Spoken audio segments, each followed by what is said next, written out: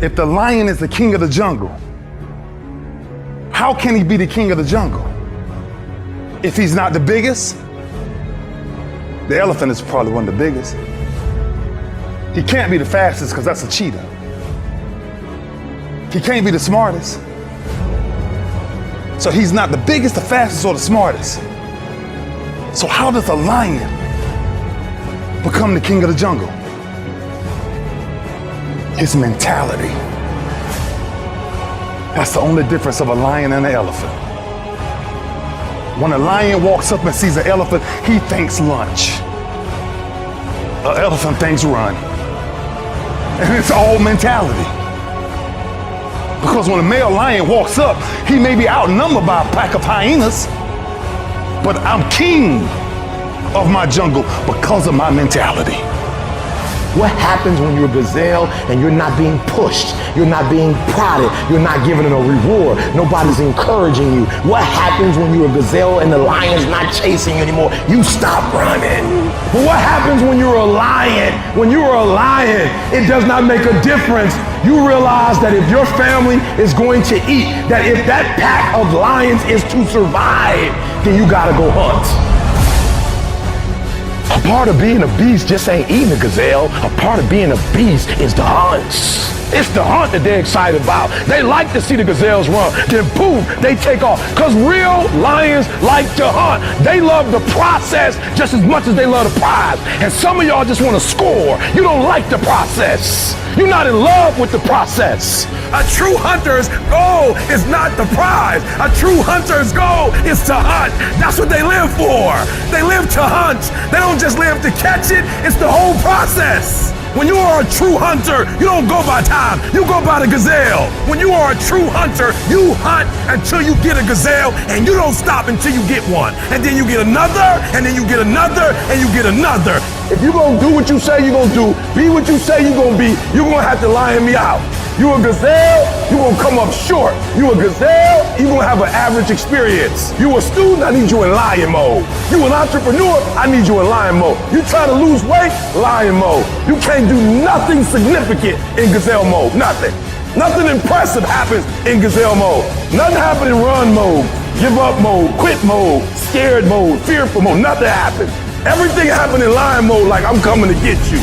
If you stay in bed, if you stay on the couch, if you stay in your comfort zone, if you only do what is easy, your life will be hard. But if you do what is hard, if you get up, if you grind, if you are relentless, if you work as hard as possible, when other people are slacking off, your life will be easy.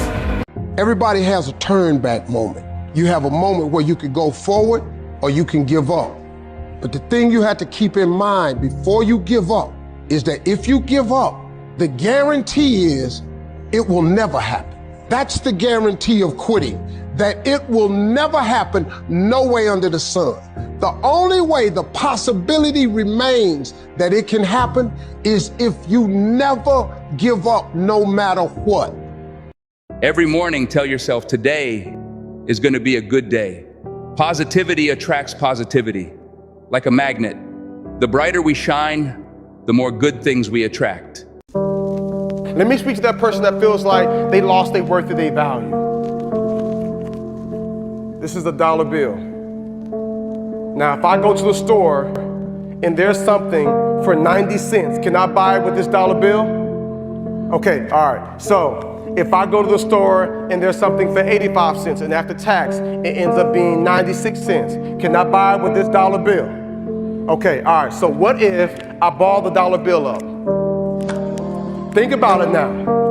Like, I just balled the dollar bill up, like, so it can't be worth $1 now. It's probably worth like 95 cents, right? How much you think it's worth? $1. Listen, y'all gotta pay attention. I just balled it up, so clearly it's not worth $1 anymore. All right, so maybe, what if I step on it? What if I stomp it? I just stomped it. How much is it worth now? Maybe 65 cents, 68 cents? It's still worth $1? Okay, what if I ball it up? What if I stomp on it and then I put it in the trash can and it's in here with some trash and it's around some beer and some gum and a bunch of other nasty stuff and some guy off the street pulls the dollar out, unfolds it. How much is it worth now? Maybe 82 cents? come on, at least 92 cents? It's okay, all right, so what if I ball it up? What if I step on it? What if I put it in trash? And then, watch this, I tear it in half. Think about it now, right? How much is it worth now? $1? I could tape it? Whoa. Shh. Wait. Wait a second. I just balled it up. I just stepped on it. I put it in trash. I pulled it out. Then I tore it in half. And you mean to tell me I can pick the dollar up, I can wipe it off, and I can put some tape around it, and it's still worth $1? Then why, if this dollar doesn't lose its worth or its value, then why do you feel like you've lost your worth of value? Because many of you feel like you've been stepped on, you feel like you've been pushed aside, you feel like you've been abandoned, you feel like you've been talked about, you feel like you've been abused, like someone took from you, someone hurt you, somebody took advantage of you, and deep down inside your core, you feel like you've lost some of your value. And I am here to tell you today that this dollar still has worth and value, because there are some men years ago who put value over this life and said that no matter what happens to it, it can still be taped back together, it can still be wiped off. And I am here to tell you that you were created and you're born and you're here and you have life and you have purpose and you have value. And though you've gone through some hard times and though you've experienced some depression and you might be wanting to hurt yourself and you might want to give up, I am here to tell you still got worth and value. And there is nothing that can happen that can take your worth and your value away. So what you gotta do now is you gotta pick yourself up. You gotta dust yourself off and you gotta keep moving. What's stopping you? Are you too tired? Didn't get enough sleep? Don't have enough energy? Don't have enough time? Is that what's stopping you right now? Don't have enough money? Is that the thing? Or is the thing that's stopping you? You. Excuses sound best to the person that's making them up. Stop feeling sorry for yourself. Get off the pity potty. Telling everybody your sad and sob stories, trying to get people to show up to your pity potties and your pity parades. If you ever see me in a Rolls Royce, a 6 or 7-star hotel, living my life to the fullest, don't get jealous of me. Because I worked my ass off to get it. Nobody handed me nothing. Wake your ass up.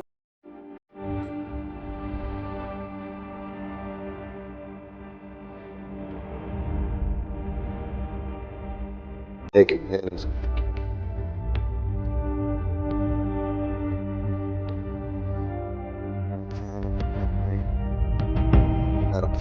Your environment. Do something about it. If you want it, go get it. Recognize the excuses are not valid. They're conjured up, they're fabricated, they're lies. And how do you stop the lies? You stop the lies with the truth. And the truth is, you have time. You have the skill, you have the knowledge and the support and the willpower and the discipline to get it done. The fruit of everything good in life.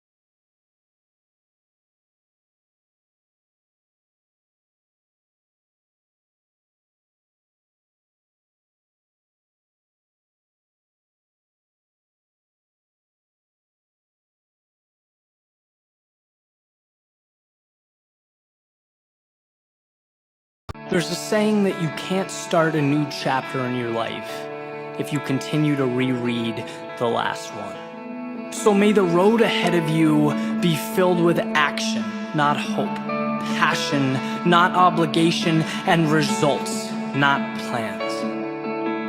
You may just fall in love with where it takes you.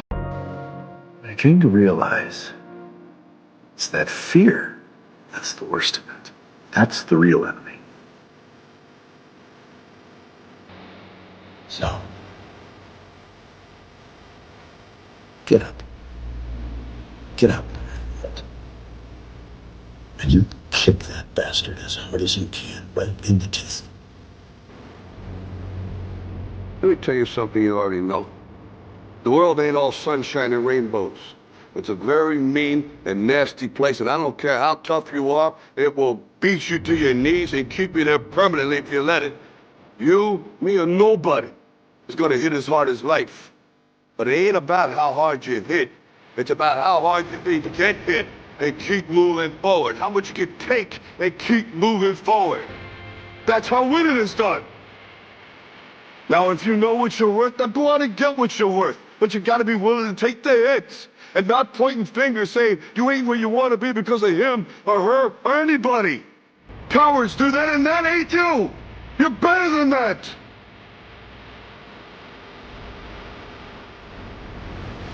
I need to tell you no more TV, no more snacks, no more desserts, no, we working out now. No more alcohol, not right now. No, I can't handle it right now. You need to tell you that you owe me something. We show you how I fight. If life knocks you down, try and land on your back, because if you can look up, you can get up.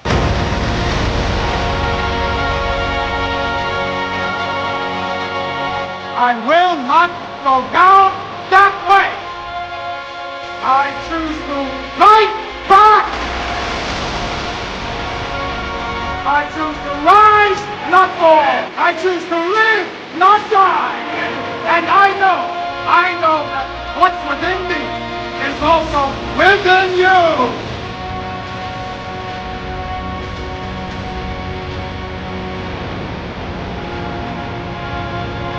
You don't belong at the bottom, and it's time for you to get your butt from down there. It's time for you to stop being comfortable at the bottom. Get your butt up and get to where you're supposed to be. The Bible says he was in a pig pit, and he came to himself, and he went home. Get your butt up. Everything in your life is a reflection of a choice you have made. If you want a different result, make a different choice. The best line I've ever heard in my life. Sometimes when you're in a dark place, you think you've been buried, but actually, you've been planted. If you only have 24 hours in a day, your success is dependent upon how you use the 24. You gotta hear me. People talk about Oprah Winfrey, Ted Turner, Warren Buffett. Listen to me. I don't care how much money you make. You only get 24 hours in a day. And the difference between Oprah and the person that's broke is Oprah uses her 24 hours wisely.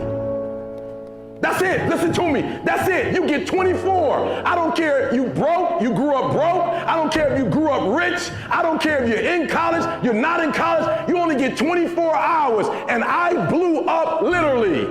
I went from being a high school dropout to selling 6,000 books in less than 6 months. What happened? My 24 hours. I was like, okay, Eric, you got to get a grip on your 24 hours because you're about to be broke for the rest of your life. And this is all I need you to do for me. I can tell you all about your life if you just write down your 24-hour schedule for me and you let me look at it. I can tell you where you're going to be in 5 years. I can tell you where you're going to be in 10 years. I can tell you where you're going to be in 20 years if you keep that schedule. 11 things people learn too late in life. 1, the less you say, the more your words will matter. 2, don't take everything personally. Not everyone thinks about you as much as you do. 3, when you focus on problems, you'll have more problems. When you focus on possibilities, you'll have more opportunities. 4, no matter how much it hurts now, someday you will look back and realize your struggle changed your life for the better. 5, you meet people for a reason. Either you need them to change your life, or you're the one that will change theirs. 6, never be afraid to try something new. Life gets boring when you stay within the limits of what you already know. 7, you will never truly know the value of a moment until it becomes a memory.